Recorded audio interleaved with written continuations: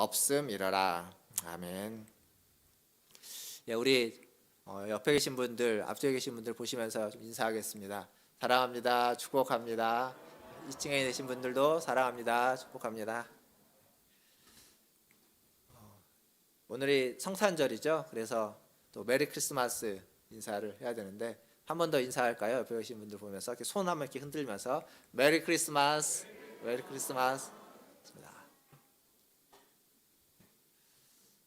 저만 그런지 모르겠는데 이 언젠가부터 연말에 또 이게 크리스마스에 캐롤이 잘 안 들리는 것 같습니다.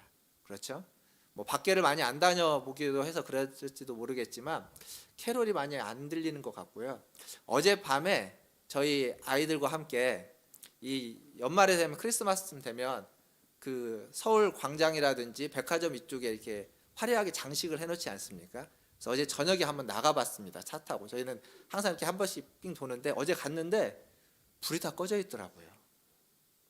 신세계백화점 앞에 있는 것 하나 외에는, 그리고 서울광장에 있는 그 트리 하나 외에는 장식된 데가 거의 없었습니다. 제가 지금까지 다녀봤던 성탄절 치고는 가장 좀 뭐 그런 장식이 없는, 불이 꺼져 있는 성탄절이 아니었나 싶습니다. 그러니까 그만큼 이 크리스마스가 크리스마스 같지 않는, 성탄절이 성탄절 같지 않는 분위기, 또 연말도 연말 같지 않은 분위기, 우리가 지금 그러한 시기를 살아가고 있고 겪고 있습니다. 그럼에도 불구하고 매년 성탄절은 찾아오고 매년 연말은 찾아오고 있습니다.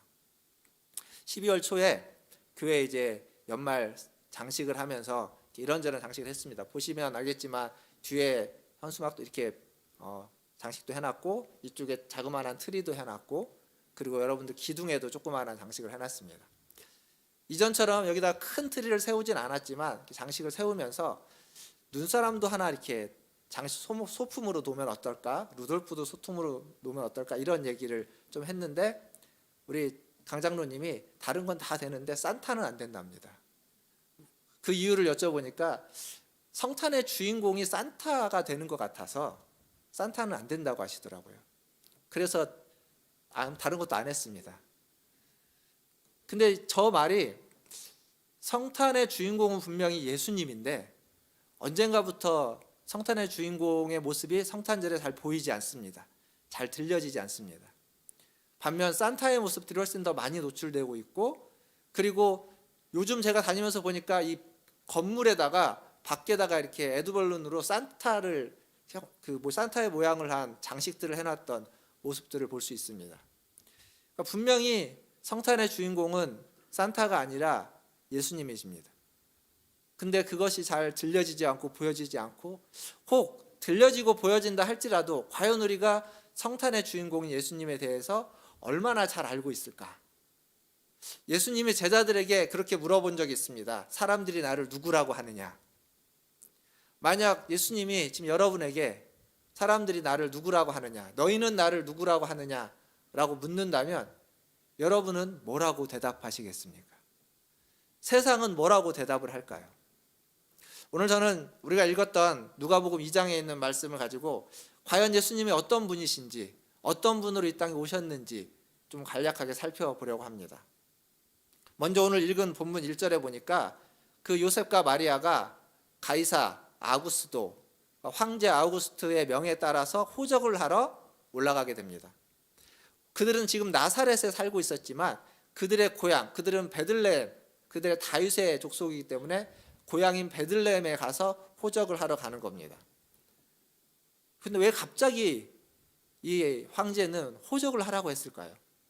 뜬금없는 저는 일처럼 보이는데, 그 이유는 이 황제 아우구스도가 자기가 지금 다스리고 있는 이 식민지인 가나안 땅 이스라엘을 더 효과적으로 다스리기 위해서, 그들에게 더 많은 세금을 가지고 오고 수탈하고, 그리고 자신의 명을 더 잘 전달하기 위해서, 더 효과적으로 식민 지배를 공고히 하기 위해서 호적을 하라고 명했습니다. 그래서 지금 요셉과 마리아가 호적을 하기 위해서 가고 있는 이 여정은 그렇게 즐거운 여행일 리가 없습니다. 가서 호적을 한다는 건 세금을 더 많이 내야만 하는 것이고, 더 로마 군인들의 더 압제를, 더 통치를 더 받아야만 한다 라는 것이 지금 호적을 하러 가는 그런 바탕이 되는 겁니다. 그렇다고 호적을 안 할 수도 없는 게, 그런 일이라면 안 하는 게 좋지 않겠습니까? 안 할 수도 없는 게, 로마는 이 식민지를 다스릴 때 굉장히 강압적으로 다스렸습니다. 그래서 로마에 반대하는 세력들, 반대하는 사람들에게는 아주 무자비하게 통치를 했습니다. 그 대표적인 것이 뭐냐면 십자가형도 그 중에 하나입니다. 예수님이 달려 죽은 십자가형도 로마에 저항하는 사람들, 로마에 반항하는 사람들을 아주 압제하기 위해서 본보기로 형을 정하는 게 바로 십자가형 같은 겁니다. 그러니까 이 로마의 정책에 반대할 수도 없는 겁니다. 그 한 나라의 정책에 반대할 수도 없고 그냥 어쩔 수 없이 끌려가야만 하는 상태. 이런 시대에 예수님이 오신 겁니다. 지금 예수님이 오신 시대는 평화롭고 사람들이 잘 지내면서 정말 은혜가 넘치는 시대에 오신 것이 아니라 강압적이고 폭력적이고, 그리고 어떤 다른 말을 할 수 없는 시대, 다른 이야기를 할 수 없는 그런 시대에 예수님은 오셨습니다. 그런데 사실 지금 우리가 읽었던 누가복음 2장에 보면 예수님이 오시는 이야기지만 예수님이 잘 보이지는 않습니다. 왜냐하면 예수님은 아직 어머니 마리아의 뱃속에 있기 때문입니다. 오시기는 했지만 분명히 하늘에서, 하늘의 모든 영광을 버리고 이 땅에 오시기는 했는데, 이 땅에 오셨는데 어머니의 자궁 안에 계십니다. 10달 동안 오셨지만 10달 동안 아무도 온 줄 모릅니다. 마리아 외에는, 요셉 외에는. 그렇게 오셨습니다.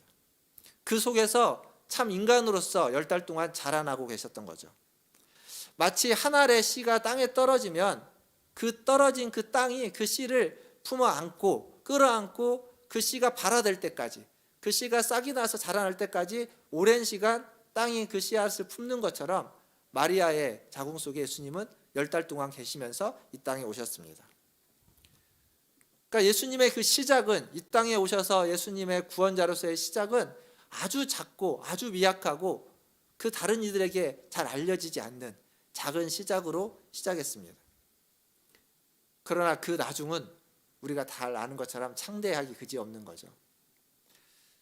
호적을 하기 위해서 베들레헴으로 가는 그 여정 속에 예수님도 동행했습니다. 어머니의 뱃속에서 함께.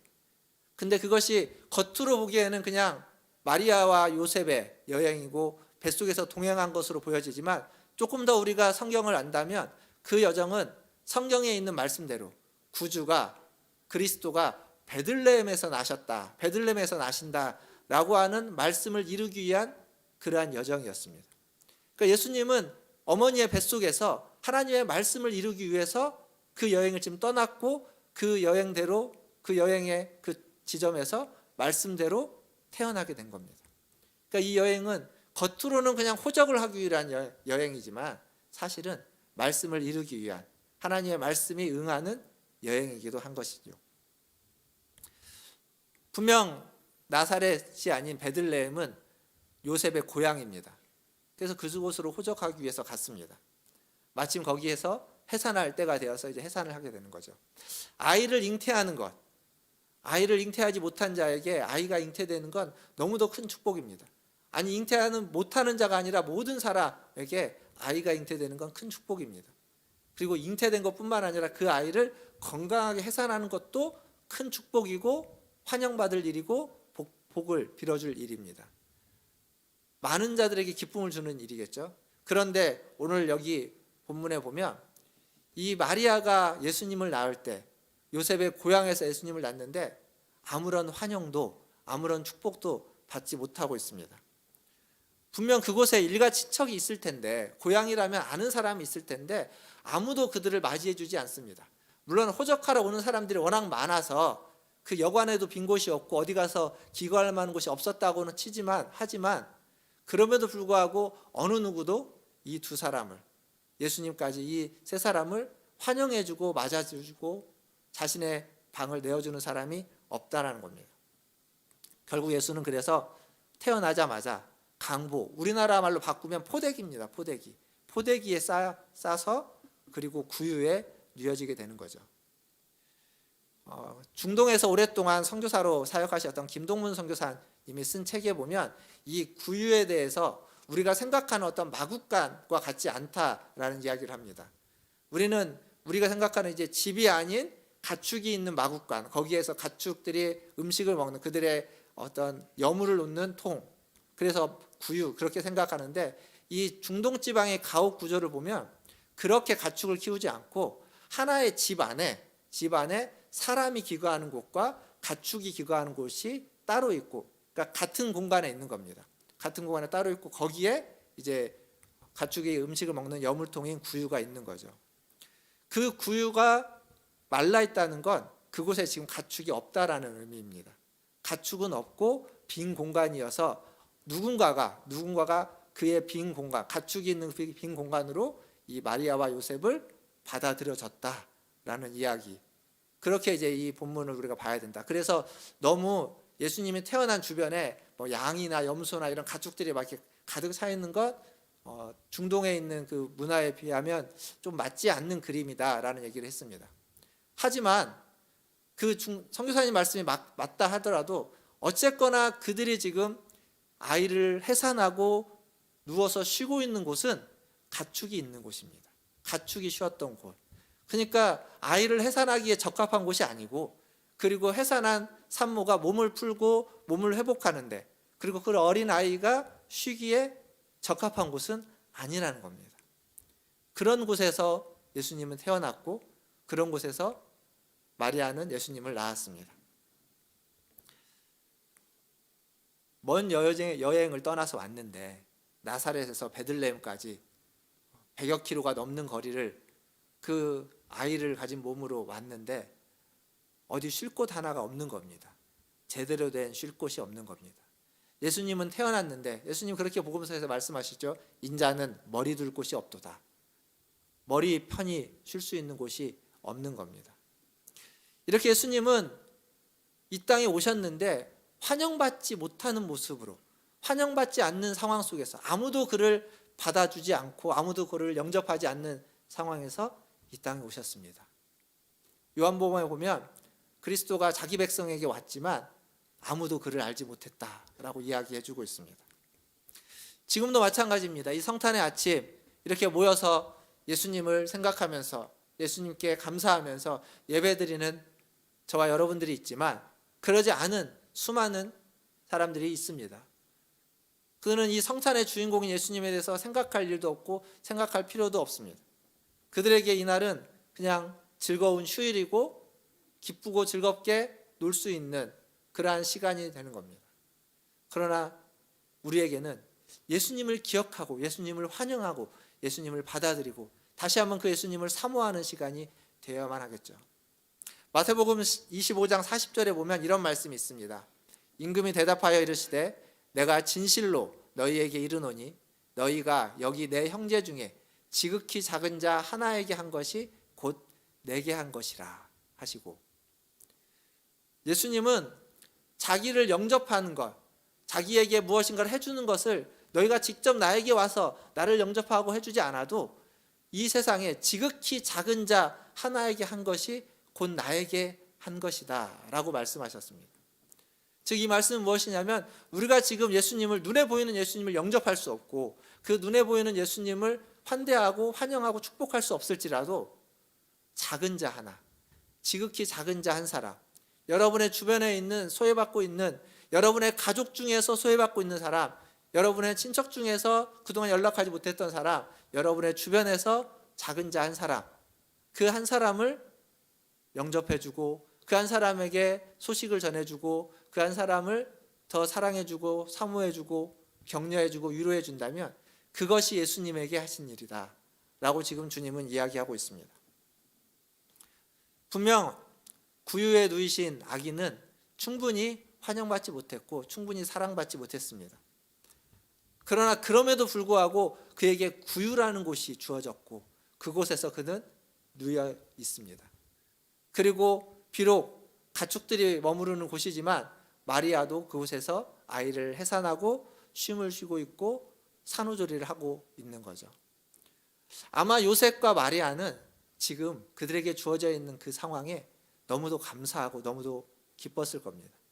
비록 누가 봐도 그게 감사할 만한 조건이 안 되고 기뻐할 만한 조건은 아니지만 그 두 사람은 그 순간 그 아이를 낳았던 것에 감사하고 감격하고 기뻐했을 것이 분명합니다. 그 의미를 그들이 다 몰라도 예수님에 대해서 성령이, 예수님에 대해서 천사가 말해줬지만 그것을 온전히 다 깨닫지 못할지라도 그들이 알고 있는 것만으로 성령으로 잉태된 아이가 이제 해산을 했다, 이제 나왔다, 그의 이름을 예수라 하는 그 아이가 태어났다라는 것만으로도 그들은 감사하고 감격하고 기뻐했을 겁니다.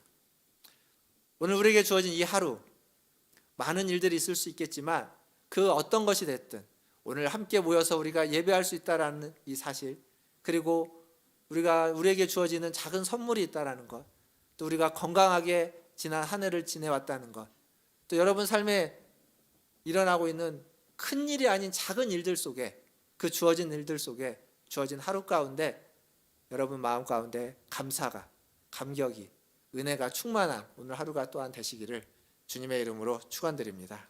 이렇게 첫날 예수님은 아기로 이 땅에 오셨습니다. 아기는요, 태어나면 할 수 있는 게 아무것도 없습니다. 다 아이로 태어나봐서 아실 거고 다 아이를 키워봐서 아실 겁니다. 아이는 태어나서 할 수 있는 게 아무것도 없습니다. 그렇지만 그 아이만큼 그 생명력을 강하게 느낄 수 있는 존재는 또 없습니다. 아무것도 할 수 없지만 아무것도 할 수 없는 그 아이에게 우리가 느껴지는 건 그 놀라운 생명력입니다. 살아 숨쉬는 생명력, 그것을 아이에게서 느낄 수 있습니다. 아무것도 할 수 없다라는 의미에서 하나님이, 전능하신 하나님이 무능한 존재로 이 땅에 오신 겁니다. 그게 아기 예수입니다. 전능하신 하나님이 아무것도 할 수 없는 무능한 존재로 우리 가운데 오셨습니다. 아기로. 그러나 그 아기 안에 놀라운 생명력이 있다는 건 그 전능하신 하나님의 능력, 그 생명의 능력이 그 아기의 모습으로 우리 가운데서 보여지고 있다는 사실입니다. 그래서 아기 예수로 오신 예수님은 하나님이 우리를 어떻게 대하시는지, 하나님이 우리를 어떻게 위하시는지를 보여주는 거죠. 아이를 돌볼 때에는, 순수한 아이를 돌볼 때에는 어떤 사람도, 어떤 악인도 순수해지게 됩니다. 순수한 아이를 돌보면서 순수하지 않은 마음을 가질 수 있는 사람은 거의 없습니다. 아이를 돌볼 때 우리도 다 아이처럼 순수해지는 겁니다. 세상은 약한 모습을 보이지 말라고 합니다. 약한 모습을 보이면, 그 빈틈을 보이면 그 약한 것을 짓밟고 그것을 공격해서 우리를 속이고 넘어뜨리려고 하기 때문에 약한 모습을 보여서는 안 된다라고 이야기합니다. 그러나 믿음으로 산다는 것은, 믿음 안에서 산다는 것은 우리의 연약함을 숨기지 않는 겁니다. 우리의 부족함을, 우리의 허물을 숨기지 않는 겁니다. 그것을 드러내고 그것을 보여주고, 그것이 드러나고 보여졌기 때문에 그 약함을 누군가가 보다듬어 주고 그 약한 부분들을 누군가가 채워주고, 그래서 서로 지체가 되고 서로 하나가 되고 서로 공동체가 되어가는 것, 이게 그리스도 안에서, 믿음 안에서 살아가는 신앙의 생활이 되는 겁니다. 우리의 구세주이신 예수님도 아기로 이 땅에 오셨습니다. 부모의 도움이 절대적으로 필요한 아기로 오셨고 10달 동안 어머니 뱃속에 있다가 태어났지만 여전히 오랜 시간 동안 부모의 도움으로 그는 자라날 수밖에 없습니다. 그러니까 이 성탄은 하나님이 계획하시고 하나님이 역사하시고 하나님이 일하셔서 우리에게 주어진 은혜입니다. 그런데 이 성탄의 은혜에는 또 뭐가 덧붙여 있냐면 아기 예수를 돌보고 키우고 양육하는 그 부모의, 그 아기 예수가 자라나는 일에 동참하는 일 또한 성탄의 은혜로, 축복으로 우리에게 주어져 있다는 겁니다. 즉 우리에게 이 성탄의 은혜는 하나님이 주시는 은혜만 있는 것이 아니라 우리가 그 성탄의 일에 함께 동참할 수 있는, 그 성탄의 일에 함께 할 수 있는 축복도 우리에게 주어진 것, 이게 바로 아기 예수로 예수님이 오신 성탄의 은혜입니다. 그래서 아까 앞에 제가 말씀드렸던 마태복음 25장 40절의 말씀을 여러분께 말씀드린 겁니다. 말씀을 오늘은 짧게 맺겠습니다. 말씀이 끝난 뒤에 우리가 영상으로 또 성탄의 축하 영상이 있고 또 우리 특송도 있기 때문에 말씀을 짧게 맺겠습니다. 코로나19라고 하는 이 팬데믹 상황에서 두 번째 성탄절을 맞이하고 있습니다. 작년에는 이 무렵에 저희가 비대면 예배를 드렸기 때문에 영상으로 성탄절 예배 그리고 송구영신 예배를 다 드렸죠. 많은 사람들이 성탄절이 왔지만, 성탄의 아침이지만 성탄의 주인공인 예수님을 알지 못하고 기억하지 못하고 그냥 연말의 휴일로서, 연말을 즐겁게 지내기 위한 한 날로서 성탄절을 지내고 있습니다. 그들은 성탄의 주인공을 모르기 때문이다라고 이야기할 수 있습니다.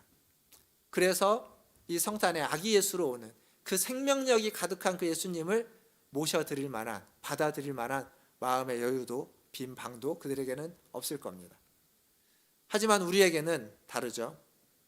우리는 성탄의 주인공인 예수님을 우리의 마음 가운데 받아들이고 우리의 마음에, 우리의 심령의 중심에 모시고 사는 사람입니다. 즉 우리는 성탄의 주인공인 예수님을 따를 뿐만 아니라 그 예수님과 함께, 예수님이 우리 안에 들어와서 우리와 함께 계시는 그것을 알고 있고 경험하고 매일매일 살아가는 사람들입니다. 아무리 세상이 어둡고 먹구름으로 뒤덮이고 아무리 세상에 환란이 있고 어려움이 있다 할지라도 우리에게는, 우리 안에는 그 생명력 충만한 성탄의 아기 예수님이 우리 가운데 있는 겁니다.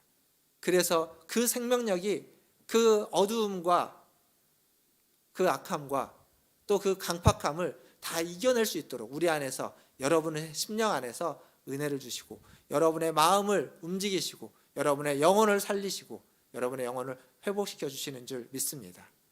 이 세상에 빛으로 오신 예수님, 이 세상의 어두움 가운데 빛을 비추기 위해서 오신 예수님, 그 빛을 우리는 받았고 오늘 또 그 빛을 다른 이들에게 비출 수 있는 그 빛의 광채가 여러분의 마음 가운데서 더욱 충만해져서 세상이 아무리 어둡고 여러분에게 처한 상황이 아무리 어둡다 해도 그 빛을 비춰내는 우리 모든 문화천지일교 성도들 다 되시기를 주님의 이름으로 축원드립니다. 함께 기도하겠습니다.